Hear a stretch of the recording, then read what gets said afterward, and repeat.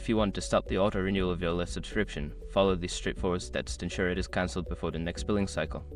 Step 1. Open the Lyft app. Launch the Lyft app on your mobile device. Make sure you are logged into your account. Step 2. Access your account settings.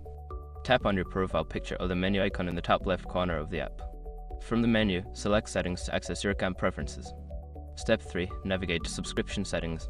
In the Settings menu, look for the Ride Subscription or Subscriptions option. Tap on it to view your current subscription details. Step 4. Cancel auto-renewal. Within the subscription settings, find the option for auto-renewal.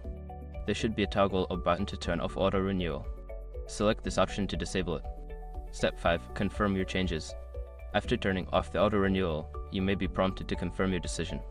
Follow any on-screen instructions to finalize the cancellation. By following these steps, you can successfully stop the auto-renewal of your Lyft subscription. If you have any further questions or need assistance, consider reaching out to Lyft's customer support for help.